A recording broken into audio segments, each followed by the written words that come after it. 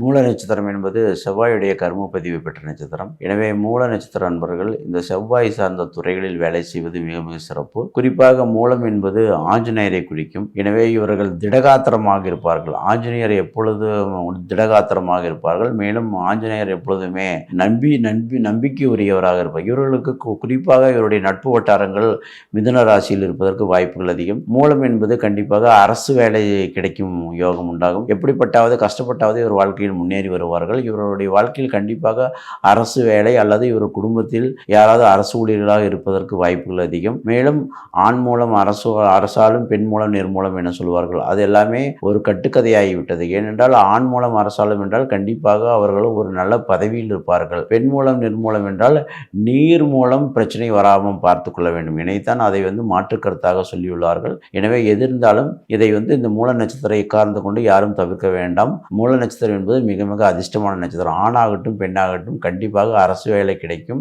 நீங்கள் மூல நட்சத்திர திருமணம் செய்தால் அதன் மூலம் உங்கள் வாழ்க்கையில் கண்டிப்பாக வளர்ச்சி உண்டாகும். மேலும் இது குருவுடைய வீட்டில் இருப்பதால், அதாவது தனுசு ராசியில் மூலம் இருப்பதால் ராமருடைய முழுக்க ராமருடைய கேரக்டரை இவருடைய இருப்பார்கள். எனவே இவர்கள் எந்த வேலை செய்தாலும் குருவுடைய ஆதிக்கம் உள்ளவர்கள், நல்ல அன்பு பண்பும் உள்ளவர்கள், ஆசிரியர் தொழிலுக்கு உகந்தவர்கள்.